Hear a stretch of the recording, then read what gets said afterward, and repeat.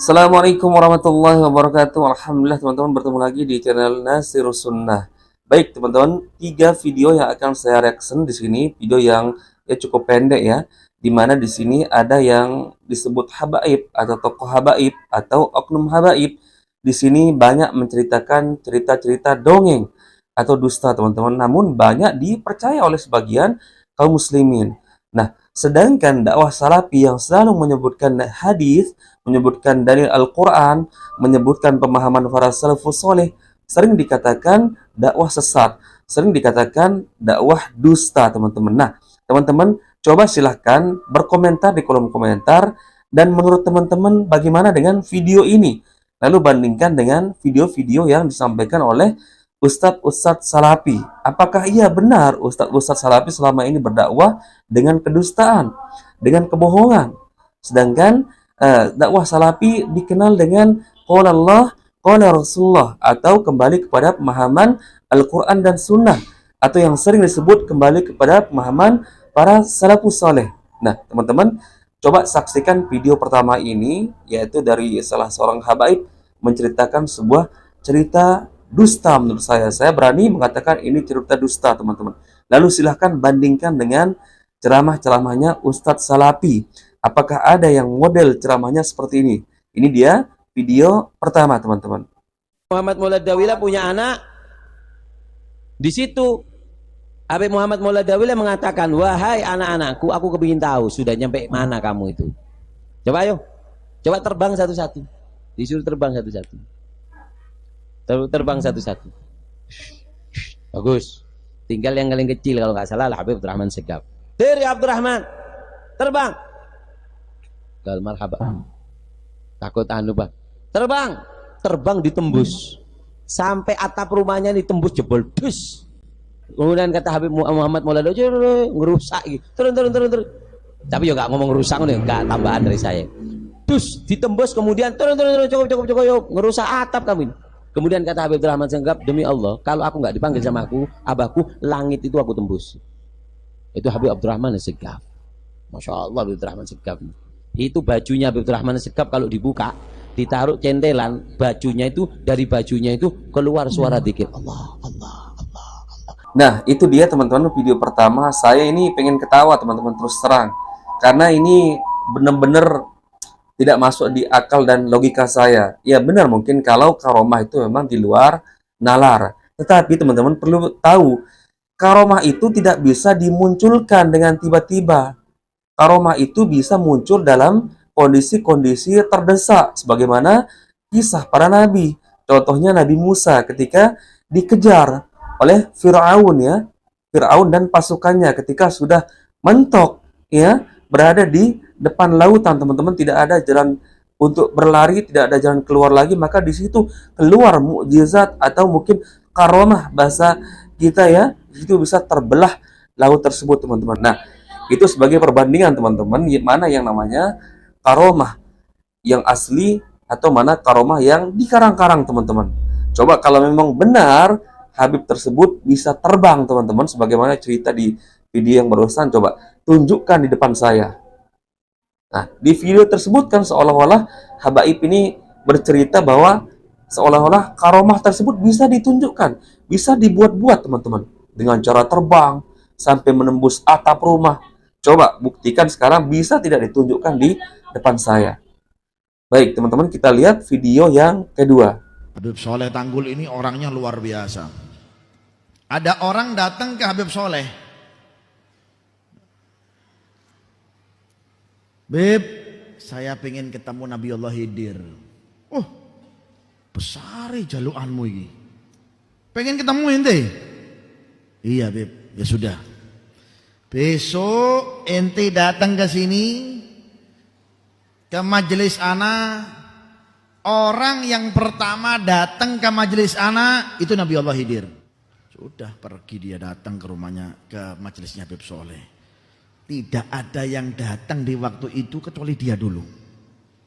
Sopo wong sing teko pertama kali, penasaran aku. Allahumma enggak lama ada orang tukang pos. Ya, tukang apa? Tukang pos. Buat apa? Ini ada kiriman buat Habib Soleh. Oh ya terima kasih. Tak dihawil, gak direken, biar nama tungono ae. Teko wong, kedua, ketiga. Dia pikir ini ya Habib Nabiullah Khidir ini mukanya sudah gantengnya luar biasa. Habib Soleh datang. Penasaran langsung datang. Habib endi Nabiullah Khidir dak ono. Loh. Ada tadi. Kau nanti tidak tahu. Loh ada. Ada Habib, ada. Nah terus enti nggak ketemu orang yang pertama kali. Tidak ada. Siapa majelis anak-anak majelis antum biasa Habib. Loh. Ada sesuatu yang aneh pastinya, enggak mungkin enggak. Iya, paling tadi yang awal datang, awal maro yang datang, ada tukang pos yang datang, Beb, ini ngirim barang buat antum. Yo iku Nabiullah Khidir, Bos. Yo iku mau loh. Ya Allah, Beb, tak kira sapa mau tak kira. Makanya wahai anakku, orang hadir majelis ini sama aulia Allah Ta'ala ini perlu sangka husnudzon. Itu dia video kedua teman-teman dari salah seorang tokoh yang disebut Habaib juga teman-teman. Menurut saya ini lebih parah lagi teman-teman. Yaitu di sini berdusta atas nama Nabi, yaitu Nabi Khidir. Beliau mengatakan di video ini seorang Nabi Khidir menyamar menjadi tukang pos teman-teman. Di video lain ada yang mengatakan Nabi Khidir menyamar jadi pemulung. Nah, ini kita sangat merendahkan sekali Nabi Khidir teman-teman kalau kita sampai berbuat dusta atau berdongeng demi menarik perhatian jemaah kita teman-teman. Agar cerita kita disebut wah gitu. Agar cerita kita disebut luar biasa. Kok berani-beraninya berdusta atas nama seorang Nabi teman-teman. Apalagi sekelas Nabi Khidir. Berani berdusta mengatakan Nabi Khidir menyamar menjadi tukang pos atau menyamar sebagai pemulung teman-teman. Masya Allah, ini luar biasa sekali kerusakannya teman-teman jika dipercaya. Dan biasanya orang-orang awam yang kurang kritis, kurang mau bertanya, kurang mau mencari kebenaran atas agamanya teman-teman, ini biasanya mudah sekali percaya teman-teman. Makanya tidak heran kita banyak sekali melihat di banyak video yang tersebar di YouTube teman-teman, ada orang gila yang disebut sebagai wali, ya, ada orang-orang yang secara fisik tidak terurus, ya, disebut sebagai seorang wali teman-teman. Wali menyamar sebagai orang gila, Masya Allah. Kalau namanya seorang wali tentu pasti dia alim teman-teman dan dekat kepada Allah Azza wa Jalla dan tidak menunjukkan ya kekotoran. Tentu seorang wali itu mencintai kebersihan. Tentu seorang wali itu berilmu dan kita bisa bertanya tentang perkara agama kepadanya. Lalu bagaimana kita akan mengatakan ini seorang wali sedangkan dia penampilannya seperti orang gila atau disebut menyamar sebagai orang gila? Tidak teman-teman. Coba kita lihat para ulama zaman terdahulu. Tidak usah kita sebut Rasulullah, para sahabatnya sudah jelas mereka teman-teman, atau para tabi'in. Kita kembali kepada imam mazhab saja seperti imam yang 4 teman-teman.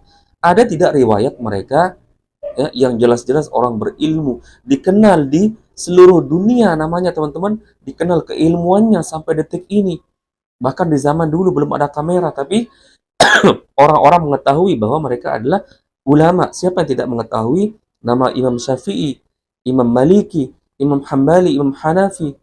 Semua orang mengenalnya teman-teman. Bahkan orang-orang yang tidak getol terhadap ilmu agama pun tahu. Misalkan para artis pun tahu nama Imam Syafi'i teman-teman. Lalu bagaimana? Apakah ada riwayat tentang mereka berpenampilan seperti orang gila atau berkelakuan seperti orang gila teman-teman? Tidak ada sama sekali teman-teman. Nah teman-teman, kita lihat video yang terakhir atau video yang ketiga. Saudara, bisa kamu ikuti beliau-beliau para ulama, para salafun salih, Al-Habib Abu Bakar bin Abdullah Al-Attas, satu kali duduk baca Yasin 90.000 kali. Satu kali duduk itu kamu baca Yasin paling banyak 40 kali. Itu pun kalau ada hajat baru ziarah. Keluar Batang ada hajat baru baca Yasin 40 kali. Kalau enggak ada hajat mana mau kamu ziarah. Itu beliau-beliau para ulama. kita tidak bisa ikuti sepenuhnya, tetapi shibran bi shibrin, gaddaman bi gaddamin, shibran bi shibrin, wa dhira'an bi dhira'in, sebentar demi sebentar, selangkah demi selangkah, sejengkal demi sejengkal, setapak demi setapak, kita ikuti beliau-beliau. Nah, teman-teman, itu dia video yang ketiga dari seorang tokoh habaib yang namanya Habib Bahar bin Smith, mengatakan ada seorang habaib atau wali yang sekali duduk bisa membaca surah Yasin selama 90.000 kali, teman-teman. Bagaimana caranya nih, teman-teman? Ini benar-benar di luar nalar, teman-teman. Kalau ada yang menjawab di kolom komentar, tidak bisa diterjemahkan dengan nalar, karena para wali itu misalkan punya kelebihan yang khusus. Coba tolong tunjukkan di depan saya, bisa tidak? Saya mau saksikan secara langsung bagaimana caranya dia bisa membaca surah Yasin selama, yaitu dengan jumlah 90.000 kali satu kali duduk. Dan satu kali duduk ini maksudnya berapa jam? Misalkan sekali surah Yasin kita baca dalam 20 menit, maka dalam 1 jam kita hanya bisa membaca selama 3 kali saja surah Yasin, teman-teman. Diingat, kalau kita membaca surah Yasin 1 kali, yaitu membutuhkan waktu 20 menit, maka dalam waktu 1 jam atau 60 menit, kita hanya bisa membaca surah Yasin selama 3 kali. Maka kalau 3 kali surah Yasin dikalikan dengan 24 jam, hasilnya cuma 74 kali, teman-teman. Ya, kita bisa membaca surah Yasin selama 74 kali dalam waktu 24 jam. Lalu di sini Habib Bahar mengatakan ada seorang wali, seorang habaib, bisa membaca surah Yasin dengan jumlah 90.000 kali satu kali duduk. 90.000 kali loh ini, bukan 90 kali. 90.000, bukan 900, bukan 9.000, tapi 90.000, teman-teman. Bayangkan. Apa ini benar, teman-teman, atau dusta? Nah, saya pernah membaca salah satu kolom komentar karena video Habib Bahar ini pernah direaksi oleh Safas, teman-teman, dan saya baca komentarnya di situ. Ada yang mengatakan, ini pendukung habaib tersebut ya, mengatakan bahwa para wali, para habaib bisa melipat waktu, teman-teman.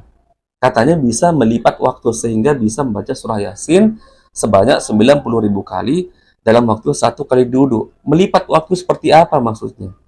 Coba tunjukkan saya sewali-walinya ulama di zaman dahulu sampai sekarang, pernah tidak kita menemukan satu riwayat ada seorang wali atau habaib yang bisa melipat waktu? Dan kalau memang benar ada seorang yang disebut wali atau habaib bisa melipat waktu, boleh tidak tunjukkan di depan saya? Saya mau bukti, teman-teman. Saya tidak perlu omong kosong, saya butuh bukti. Bisa tidak? Seperti apa model melipat waktu itu? Nah, teman-teman, kesimpulannya kita sudah melihat 3 video yang sudah kita reaction. Terserah teman-teman sekarang, saya sudah jelaskan. Saya coba memberikan pencerahan dan membandingkan dengan dakwahnya para ustadz-ustadz salafi. Sama sekali tidak ada dongengan yang seperti ini, teman-teman. Dan jauh dari kata dusta, teman-teman. Seorang ustadz salafi atau para ulama salaf selalu menyebutkan ketika menyampaikan sebuah hadis, maka riwayatnya disebutkan, atau ketika menyebutkan sebuah cerita, maka cerita tersebut disebutkan riwayatnya diambil dari kitab ini, nomor sekian. Selalu seperti itu, teman-teman. Nah, silakan teman-teman yang menyaksikan video ini coba bandingkan. Selama ini dakwah salafi sering dituduh sebagai dakwah tekstual, katanya, teman-teman. Tidak paham tafsir.